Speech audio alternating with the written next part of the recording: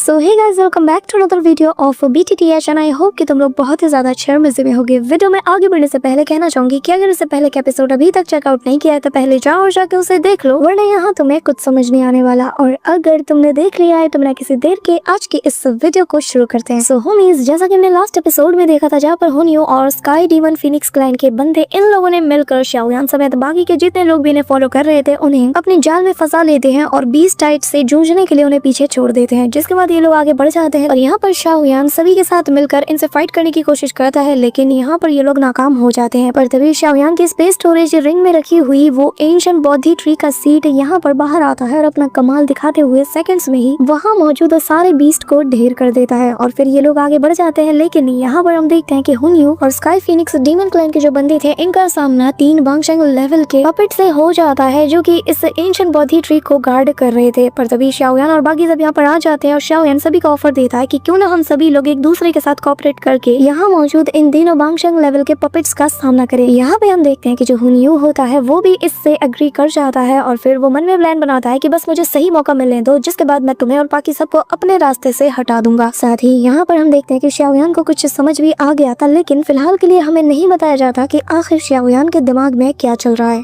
और अब आगे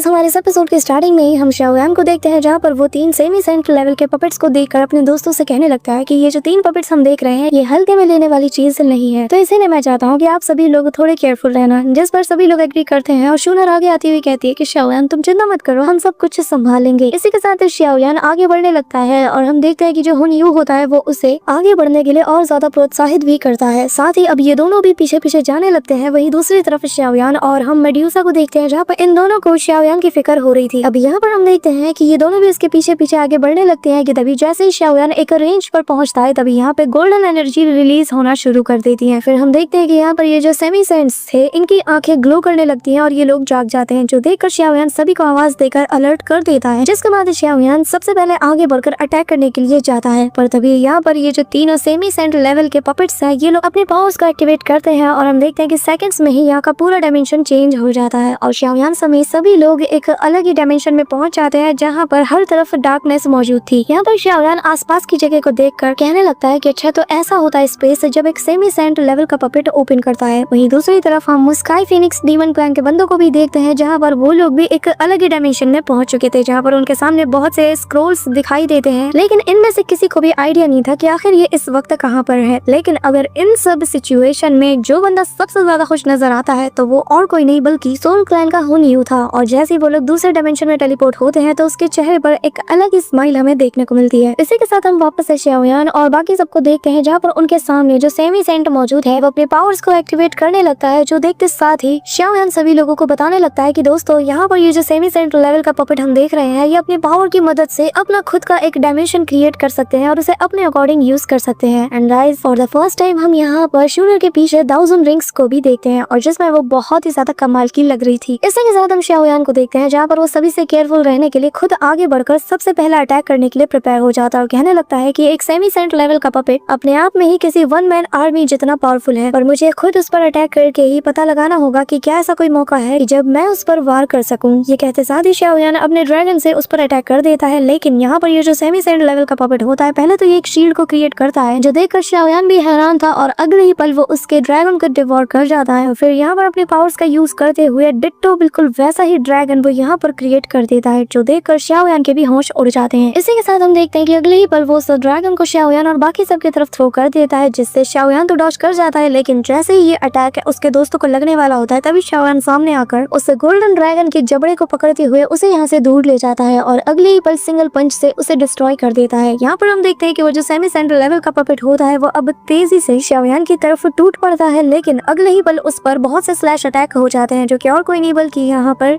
गो क्लैन और फ्लावर सेक्ट के लोग कर रहे थे, जहाँ पर वो लोग एक के बाद एक दे दनादन स्लैश अटैक सीधा उस पपेट की तरफ कर देते हैं ताकि शाओयान को यहाँ पर थोड़ा टाइम मिल जाए। इसी के साथ यहाँ पर हम देखते हैं कि एक के बाद एक दे दनादन एक्सप्लोजन होते रहते हैं, जिस वजह से सभी लोगों को लग रहा था कि शायद इन लोगों ने उस पपेट को थोड़ा बहुत डैमेज तो कर ही दिया होगा। लेकिन यहाँ पर शाओयान अपने मन में कहता है कि मैं जानता हूँ कि एक सेमी सेंट लेवल के पपेट को इंजर्ड कर पाना बहुत ज्यादा मुश्किल है। और अगले ही पल बिल्कुल ऐसा ही होता है, जहाँ पर जैसे ही धुआं हटता है हम देखते हैं कि ये पपेट बिल्कुल सही सलामत और फिर वो अपनी आंखें ओपन करता है कि तभी सीन शिफ्ट होता है और हम यहाँ पर हुनियू और बाकी सबको देखते हैं, जहाँ पर इनका सामना इनके क्लैन के एंसेस्टर जो कि पपेट बन चुका है उससे हो जाता है। जहाँ पर हम देखते हैं कि सोल क्लैन के ये बंदे अपने स्पेल का यूज करते हुए अपने एंसेस्टर को रिजरेक्ट करने की कोशिश कर रहे थे। और यहाँ पर हम हुनियू को देखते हैं जो कि अपने मन में हंसते हुए कहने लगता है कि अगर हमारे एंसेस्टर रिजरेक्ट हो गए तो ये हमारे लिए बहुत बड़ी अचीवमेंट होगी और मैं इस मौके को जाने भी नहीं दे सकता। जिसके बाद वो अपने क्लैन टैटू पावर को एक्टिवेट करते हुए यहाँ पर अपने टैटू पावर से उस एंसेस्टर पर अटैक करता है, जिस वजह से अगले ही पल इस बंदे की आंखें खुल जाती हैं, जिससे हुनियू को लग रहा था कि वो कामयाब हो गया है। लेकिन अगले ही पल यहाँ पर ये जो एंसेस्टर था वो अपने पावर्स का यूज करके वहाँ मौजूद उसके सारे साथियों को अपनी तरफ खींचने लगता है, जो देखकर हुनियू कहने लगता है कि आखिर मेरा स्पेल काम क्यों नहीं कर रहा, आखिर मैंने कहाँ गड़बड़ी की है। कि तभी यहाँ पर एक अटैक हुनियू की तरफ भी होने लगता है, जिससे हुनियू डॉज करते हुए कहने लगता है कि अगर मैं हमारे सीनियर को रिजरेक्ट नहीं कर सकता तो मुझे भी अपने लोगों की जान यहाँ पर नहीं गंवानी। और वो उन्हें वापस लेने की कोशिश करता है, लेकिन यहाँ पे वो एंसेस्टर भी उस पर भारी पड़ने लगता है। वहीं दूसरी तरफ सीन शिफ्ट होता है और हम यहाँ पे स्काई फीनिक्स डीमन क्लैन के लोगों को देखते हैं, जहाँ पर बेचारों के लगे पड़े हुए थे। और यहाँ पर ये जो सेमी जेंटल लेवल का पपेट है वो इनकी बहुत बुरी तरीके से बजा रहा था। वो बस कुछ मामूली से स्पेल्स का यूज करते हुए बहुत ही पावरफुल बीस्ट को यहाँ पे क्रिएट करता है, जो कि इन सभी पर अटैक करता है। जिससे बचने के लिए ज्यूफेंग और इसके साथ यहाँ पर एंशिएंट गोल्डन बेल का यूज करते हैं, लेकिन यहाँ पर वो लोग पूरी तरीके से कॉर्नर्ड हो जाते हैं। और ज्यूफेंग मन में कहता है कि ये बीस्ट वाकई में बहुत ही ज्यादा पावरफुल है। यहाँ पर हम देखते हैं कि वो सारे बीस्ट एक के बाद एक लगातार दनादन अटैक उस बेल पर करते रहते हैं, जिस वजह से ये बेल जो है इसमें क्रैक पड़ने लगती है और फिर फाइनली ये भी टूट जाता है, जिस वजह से ज्यूफेंग सभी से कहने लगता है कि अब हम सभी को मिलकर इस पर अटैक करना होगा। और ये लोग प्रिपेयर हो जाते हैं, जिसके बाद ये लोग तेजी से आगे बढ़ते हैं। वहीं दूसरी तरफ सीन शिफ्ट होता है और हम शाओयान और बाकी सबको देखते हैं, जहाँ पर उनके सामने मौजूद उस पपेट को देखकर शाओयान कहने लगता है कि मैंने कभी उम्मीद नहीं किया था कि ये हाफ सेमी सेंट लेवल का बंदा इतना ज्यादा पावरफुल होगा। इसी दौरान शाओयान की नजर उन गोल्डन थ्रेड्स पे जाती है, जिन्हें देखकर साथ ही शाओयान कहने लगता है कि अगर एंशिएंट ट्री से मैं इस पपेट का कनेक्शन काट दूं तो शायद हम इसका फिर सामना कर सकते हैं। जिसके बाद शाओयान निकालता है अपना श्वान रूलर और सभी से कहने लगता है कि गाइस मेरी बात गौर से सुनो, हम सभी को एक साथ मिलकर इस पपेट के बॉडी के ऊपर लगे उन सारे पपेट्स को काटना होगा, तो ही शायद हम यहाँ पर कुछ कर पाएंगे। इसी के साथ सभी लोग आगे बढ़ने लगते हैं, लेकिन यहाँ पर ये जो पपेट था इसने अपने पावर्स का यूज करके एक बहुत बड़े फॉर्मेशन को बना लिया था और जो इस फॉर्मेशन के जरिए से बहुत से एनर्जी बॉल से शाओयान समेत सभी पर अटैक कर देता है। जिसे देखते साथ ही शाओयान सबसे पहले अपने दोस्तों को अलर्ट करता है और फिर श्वान रूलर को किसी व्हील की तरह यूज करते हुए उन सारे एनर्जी बॉल्स को डिस्ट्रॉय करते हुए तेजी से उस बंदे के करीब पहुंच जाता है। और अगले ही पल जैसे ही उस पर वार करता है वो पपेट भी यहाँ पर अपने एक बैरियर को एक्टिवेट कर लेता है, जिसके बाद यहाँ पर एक बहुत बड़ा एक्सप्लोजन भी हम देखते हैं, लेकिन शाओयान दूर छटक जाता है। कि तभी हम देखते हैं कि असल में ये तो शाओयान का प्लान था और वो इमीडिएटली अपने हेवनली फायर का यूज करते हुए उन थ्रेड्स में आग लगा देता है, जिस वजह से यहाँ पर जो सीनियर ब्रदर है और बाकी सब है उन्हें वो थ्रेड्स नजर आने लगती है और अब वो लोग तेजी से उस थ्रेड को काटने के लिए उसकी तरफ आगे बढ़ते हैं। सभी लोग बारी बारी से उस बंदे पर अटैक करते हैं, लेकिन ये सच में बहुत ज्यादा स्ट्रॉन्ग है। इसी दौरान हम देखते हैं कि यहाँ पर ये जो पपेट होता है ये वापस से अपनी चाल चलना शुरू कर देता है और यहाँ पे अपनी पावर्स का यूज करके एक फॉर्मेशन को बना लेता है, जिससे आसपास के जो भी स्टार्स मौजूद है वो उन्हें मैनिपुलेट करते हुए शाओयान को उनके जरिए से पकड़ लेता है और तेजी से अपने तरफ खींचने लगता है, जो देखकर सभी को शाओयान की फिक्र होती है। और जैसे ही शूनर की नजर शाओयान पे जाती है तो वो अपने गोल्डन नीडल जैसे वेपन का यूज करते हुए सीधा इस बंदे की तरफ थ्रो कर देती है, जिस वजह से उसका एक थ्रेड कट जाता है और शाओयान के पैर पर लगा वो ट्रैप भी रिलीज हो जाता है। यहाँ पर हम देखते हैं कि सीनियर ब्रदर और जितने भी गू क्लैन के मेंबर्स थे ये भी पीछे नहीं हटते, दोनों ही एक एक करके अपने वेपन से वार करते हैं और सिंगल स्लैश अटैक से ही वो लोग एक एक करके 3 थ्रेड्स का कनेक्शन काट देते हैं, जिस वजह से हम देखते हैं कि यहाँ पर ये जो पपेट होता है ये थोड़ी देर के लिए अनकॉन्शियस होकर जमीन पर गिरने लगता है, जो देखते साथ ही शाओयान इमीडिएटली अपने 3000 लाइटनिंग टेक्निक का यूज करते हुए सभी से कहता है कि गाइस ये हमारे लिए बेहतरीन चांस है। और वो तेजी से उस पपेट की तरफ बढ़ता है और घुमा के अपने श्वान रूलर को उस पपेट की तरफ चला देता है, लेकिन तभी बॉडी ट्री में से हम गोल्डन थ्रेड्स को निकलता हुआ देखते हैं जो कि इस पपेट से जा लगती है, जिस वजह से इस पपेट को वापस से होश आने लगता है, जो देखते साथ ही शाओयान भी अब थोड़ा सा पैनिक कर जाता है। और अगले ही पल यहाँ पर वो पपेट खुद को उसके अटैक से बचा लेता है और अगले ही पल इन पर एक बहुत ही पावरफुल अटैक करते हुए हैंड साइन को बनाने लगता है, जिस वजह से यहाँ पर 3 लेड फॉर्मेशन एक्टिवेट हो जाती है और फिर एक धमाके के साथ यहाँ पर एक बहुत बड़ा सा वॉर्टेक्स क्रिएट हो जाता है, जिससे काफी पावरफुल एनर्जी भी रिलीज हो रही थी। और यहाँ पर ये जो वॉर्टेक्स टाइप की चीज थी ये सभी को अपने अंदर खींचना शुरू कर देती है, जिस वजह से इनके एक साथी भी उसमें खींची चली जाती है, जो देखकर शाओयान को अब सभी की फिक्र होने लगती है। यहाँ पर हम देखते हैं कि शूनर, मेड्यूसा और सभी लोग उसके सक्शन फोर्स की वजह से उसकी तरफ खींची चली जाती है, जो देखते साथ ही शाओयान समझ जाता है कि नहीं अब मैं खुद को होल्ड नहीं कर सकता। और अगले ही पल वह यहाँ पर वज्रा ग्लास बॉडी टेक्निक का यूज करता है और जहाँ पर उसके जाइंट फॉर्म को एक्टिवेट करते हुए इन सभी के आगे आके खड़ा हो जाता है, जिस वजह से अब इन सभी की जान भी बच जाती है। लेकिन अगले ही पल ये जो सेमी सेंट लेवल का पपेट था वो यहाँ पर बहुत ही पावरफुल अटैक शाओयान की तरफ कर देता है,